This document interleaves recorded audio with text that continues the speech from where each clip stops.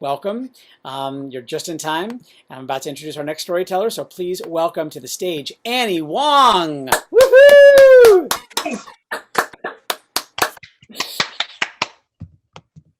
So, growing up in Texas, I was surrounded by like a lot of symbols of worship. Lots of Jesus paintings, lots of crosses, mega churches. My parents didn't raise me with any particular religion because they weren't really religious and it just wasn't really a thing for our family.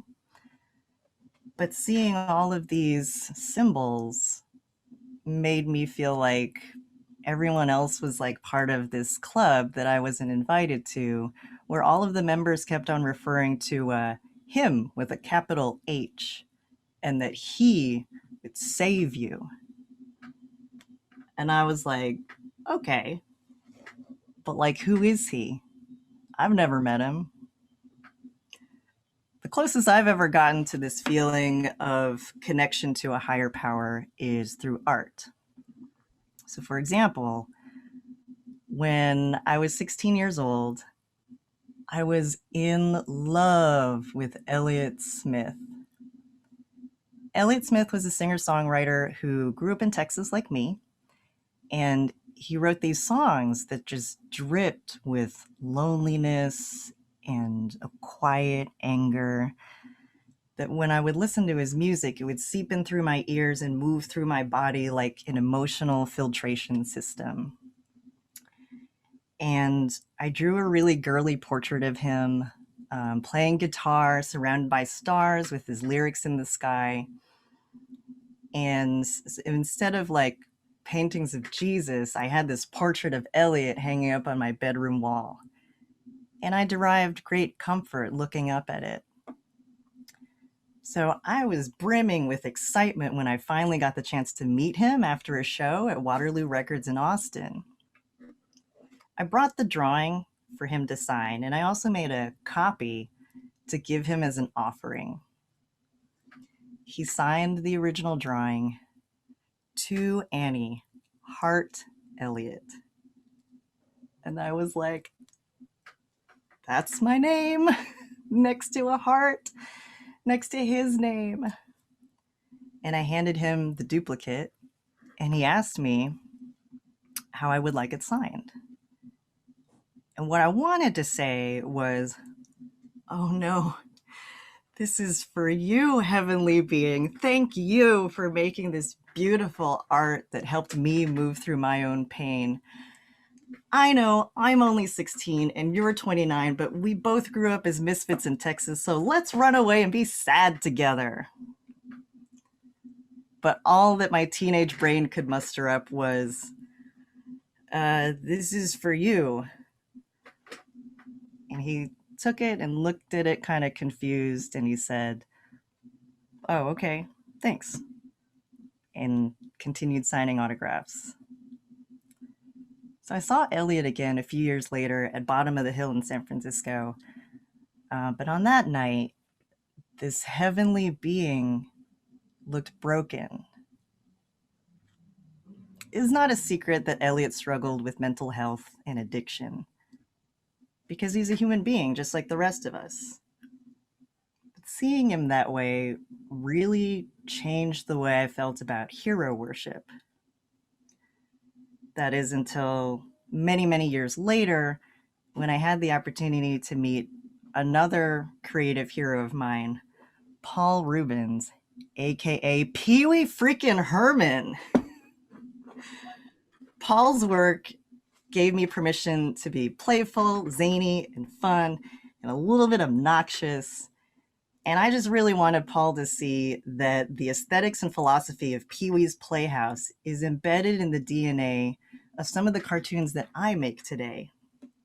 So the night before I was going to see him, I recreated this piece of artwork that he had actually reposted on the internet a while before. And it was this pink, bug-eyed, screaming ice cream cone made out of clay and an actual varnished ice cream cone. And I attached this gold chain around this ridiculous looking thing, and I wore it as a necklace. So when it was my turn in the meet and greet line, I walked up to Paul and he stared down at my chest and he said, "That's a very interesting necklace. Wait, I know that ice cream. You didn't make that, did you?" And I said, "I did." And then he told me I was very talented and he gave me a hug. And then I basically died because I had just been knighted by the queen. Paul's recognition of my work sent my spirit out of my body and up into the heavens. And I was on cloud nine for the rest of that night and for several days after that. Having been seen by this greater creator made me feel like I could do anything. I could take over the world. But then 2 weeks later, the world shut down because of the global pandemic. And like nobody was going to be executing any plans for world domination because we're all susceptible to panic, illness, and grief. So where do I turn to now for comfort? Who's the capitalized pronoun that's going to save me now? Well, I had a bodily experience recently that pointed me in the right direction. I once again saw myself in someone else's art. And this time it was in the movie Minari, which is written and directed by Lee Isaac Chung. So the movie Minari is about a Korean family pursuing the American dream, trying to make a life for themselves on a farm in rural Arkansas. And in this movie, I witnessed Asian family dynamics that echoed my own family's. I saw Southern religious worship stuff that reminded me of my experience growing up in Texas. And while I didn't need this movie to like save me necessarily, the fact that it was getting a lot of prestigious award show attention validated my unseen and unspoken of formative years. So when I found out after that this piece of art was ineligible from competing for the Best Picture category at the Golden Globe Awards because it's primarily in Korean, not English, my logical language brain was like, yep, of course this would happen. The world is not fair. I know this already. But my emotional heart center was ripped apart. And this rumbling in my chest that I was feeling bubbled up and over into a sloppy mess of tears streaming from my face. Because that feeling of not being a part of this club that everyone else seemed to be invited to came flooding back. So lately, I've been making these little self-portrait sculptures. The first one is me standing tall, wearing a mustard yellow Wonder Woman sweatshirt. The second one I made is of me leaning on an ox, wearing a cowboy hat and a cowboy shirt with red dragons on it. And I'm also wearing a Jade Buddha bolo tie. And the third one I've made is of me wearing my apron covered in 10 years worth of paint projects, my hands clasped over my heart. And to me, they're more than just these sculptures. They're kind of like these little trophies that I've made to celebrate different parts of my story. I derive great comfort giving shape to them and applying color to them, and then assembling them all together on my shelf like a tiny army of me. Because I realized that if I live in a world that repeatedly denies my family's belonging, my visibility, and my humanity, then I need to be the one to see myself and belong to myself. I am existing to be the person I wish I could have seen as a kid.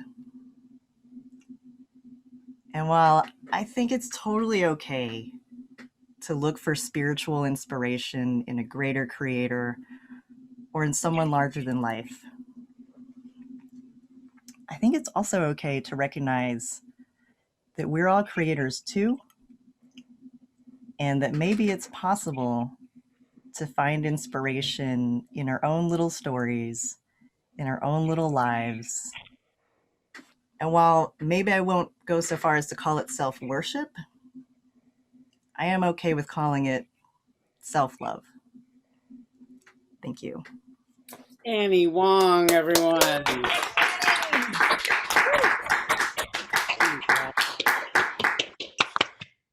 Thank you so much, Annie. You inspire me every time you talk.